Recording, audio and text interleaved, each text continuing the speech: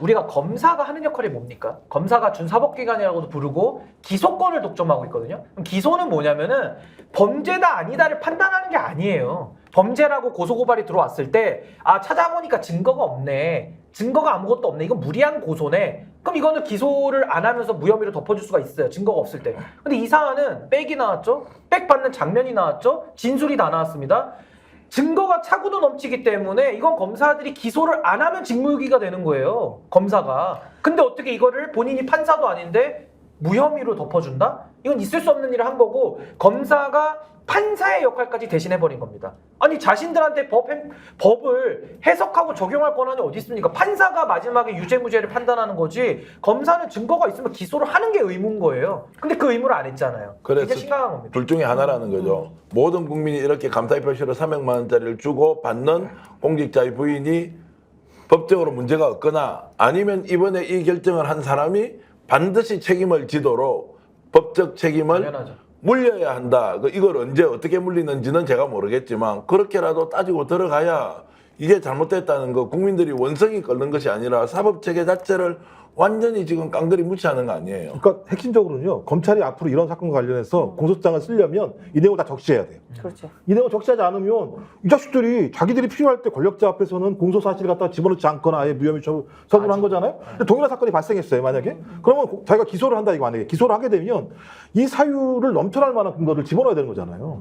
그럼 이거 적시해야죠. 이 정도까지는 우리가 무혐의를 했는데 이걸 넘쳤어. 넘친 걸 증거로 제시하지 않으면 제가 볼 때는 공소장 자체가 굉장히 무리한 수사가 되는 무리한 기소가 되는 거죠. 그럼 제가 볼 때는 그런 자들은 탄핵해야 되는 거죠. 그러니까 이게 아까 제가 왜 뇌물공화국이라는 얘기를 했냐면 앞으로도 좀 뇌물로 수많은 사람들이 기소되고 할 겁니다. 대한민국 사회가 유지되는 한. 그럼 그 공직자들이 김건희 케이스를 갖다가 제일 먼저 낼 거예요. 김건희는 이렇게 해서 무혐의 받았는데 나는 왜 죄를 나에게 묻느냐. 이렇게 얘기하지 않겠습니까? 혹시 근데 그때 그 검사가 야, 넌 대통령 부인 아니잖아. 뭐 이렇게 하지 않을까? 근데 대통령 부인이면 더 큰 책임을 져야 그거 개자식이죠 그러면 그 검사가. 아니 그 탄핵해야 됩니다. 그 아니 검사가. 근데 제 이야기는 이게 우리가 수사학적으로는 반대 예를 우리가 얘기해야 되기 때문에 그럼 앞으로 뇌물죄 처벌하지 못하지 않겠냐라고 네. 말은 할 수 있어요. 근데 대한민국 사회에서 뇌물죄를 처벌 안 할 수는 없거든요. 김건희만 성역이지 다른 사람들은 다 처벌할 겁니다. 그렇다면 우리가 요구할 것은 김건희에게 지금 처벌이 예외로 된 이 문제를 우린 바로잡을 수밖에 없는 거예요. 그러면 김건희 문제는 검찰이 무혐의로 빼줬더라도 이건 윤석열의 검찰이 장난질을 친 거고 반드시 특검해가지고요. 김건희도 처벌해야 되지만은 이걸 봐준 검사들까지도 이건 다 사법 처리를 해야 된다. 지금 국민들의 감정으로 보면 이번에 수사했던 검사들을 그 탄핵할 수 있는 방법이 정말로 한번 국회에서 탄핵 한번 해보자. 탄핵 소추하고 헌재 가고 이걸 가지고 국회에서 청문회 한번 하자 이런 생각 좀 아니 들더라고요. 이게 왜 탄핵 사유냐면요. 이 거 때리는 게 제가 볼 때 검찰총장이 지시마야도 이행하지 않은 거예요. 검찰총장이 7월 20일 동아일보에 나온 7월 22일 날 뭐라고 그랬냐면 저기 보고를 늦게 했잖아요. 나중에요. 그랬더니 법 위에 한 사람이라도 있으면 민주공화국이 무너지는 것이다. 검찰총장 자기 입으로 얘기한 거예요. 민주공화국이 무너지는 거라고. 근데 무너진 일이 지금 벌었다고 본인이 얘기한 거잖아요. 그 다음에 또 무슨 얘기를 했느냐? 다른 걸 떠나 검찰총장이 국민과 약속했는데 못 지키게 됐다. 저렇게 사건이 종결된다고 국민이 믿겠냐?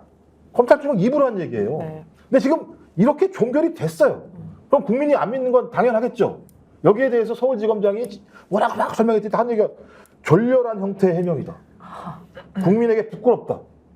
지금 부끄럽다고 한 일이 계속 지금 벌어지고 있는 거잖아요, 행위가요. 그러면 제가 볼 때는 검찰이 검찰총장의 지시사항들을 어기면서까지 특정한 권력자의 대통령이죠. 대통령의 부인을 갖다가 혐의에서 벗어나게 해주기 위해서 저희 기소를 하지 않은 거예요, 따지고 보면. 그럼 당연히 국회에서 탄핵해야죠.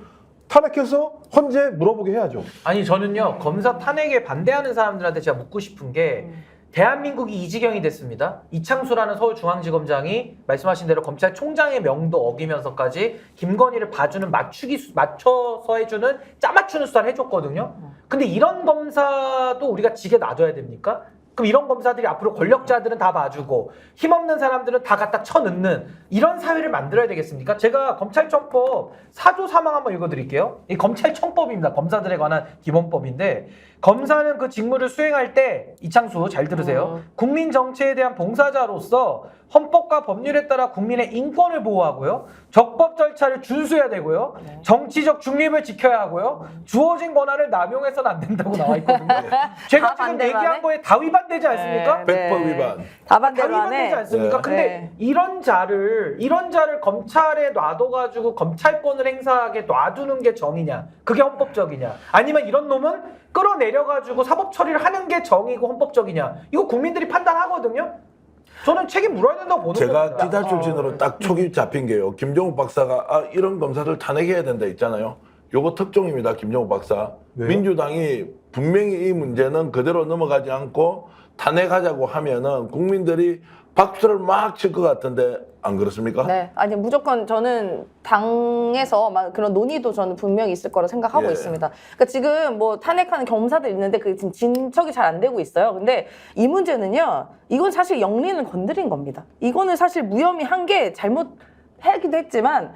국민적 정서를 완전 동떨어지게. 그러니까 여기다가 너무 착각한 게 뭐냐면 이렇게 하면 괜찮겠지라고 생각하는데 우리 국민을 개돼지로 알는 거밖에 생각이 안 돼요. 아니 생각해 보세요. 그때 과거에 하나에 있잖아요. 투스타 전두환 노태우가 4스타 정승화 육참 총장을 체포합니다. 그러면서 가가지고 노대현 장관한테 사인하라 그러고 뭐 장관은 도망가고 이러면서 군사 쿠데타가 일어났거든요. 이번에 이창수가 한 짓을 보십시오. 전두환 노태우가 한 거랑 유사한 짓을 했거든요. 별 2개짜리 서울중앙지검장이. 그러니까 이런 거를 우리가 방치하고 놔둔다라는 것은 민주주의의 기본. 우리 국민이 주권을 갖고 있고 민주적 통제를 해야지만 헌법을 지킬 수 있는 거예요. 이걸 놔둔다라는 것은 앞으로 이창수 보고 지금 김건희한테 했듯이 계속 하라는 얘기거든요.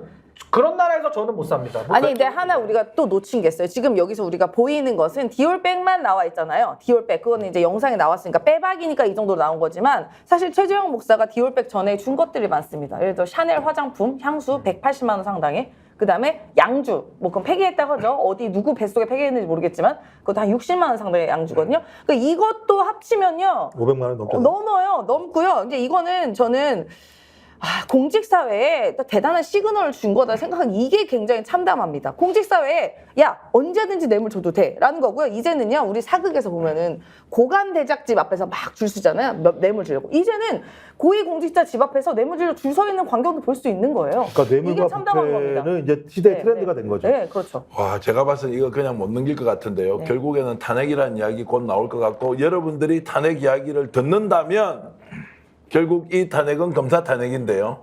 김종욱 박사가 가장 먼저 이야기했다. 그것도 스픽스의 왁자지껄에서 제일 먼저 이야기했는데 아니, 뭐, 오늘 주말에 이 방송이 나가고 난 뒤에 월요일 날 아마 민주당에서 난리가 날 거예요. 이거 어떻게 최고위에서 하든 난리 날 겁니다. 최고에서 난리 나서 탄핵 추진하자고 하면 지금까지 검사 탄핵은 시간이 지난 것도 있고 내용이 좀 복잡하기 때문에 네. 알아먹기가 쉽지 않지 않습니까? 그렇죠. 이거는 전 국민이 알고 있는 사건. 그냥 김건희 따까리 이렇게 정리하면 끝납니다. 그러니까요. 김건희 따까리. 그렇게 해서 이걸 탄핵해야 되느냐 말아야 되느냐라고 간다면 충분히 국민들의 바람대로 제대로 이거 바로잡을 수 있다 이런 생각이 들기 때문에 김 박사님 박수 한번 드릴게요. 아니, 탄핵 좋습니다. 탄핵 아니 추진. 검사를 네. 탄핵을 해 왜냐하면 검사들이나 판사들은 아무리 문제가 고소고발을 당해도 기소가 안 돼요. 거의 기소 예외의 존재들이에요. 그런 존재들이 자기의 권한을 가지고 대통령의 권력, 대통령 부인을 위해서 자기의 권력을 잘못 행사한 부분에 대해서 국회가 탄핵도 하지 않는다면 검사는 완전 무소불위예요. 맞습니다. 근데 그런 무소불위의 집단에서 대통령이 나온다 그러면 앞으로 이 나라가 검찰공화국이 아니라고 어떻게 설명할 수가 있겠습니까? 상식적으로. 스픽스는 말하는 언론입니다. 대세는 유튜브, 그중에서 스픽스. 좋아요, 댓글, 구독, 알림 설정. 여러분이 저희를 사랑해 주시고 우리가 여러분을 사랑하는 4가지 방법입니다.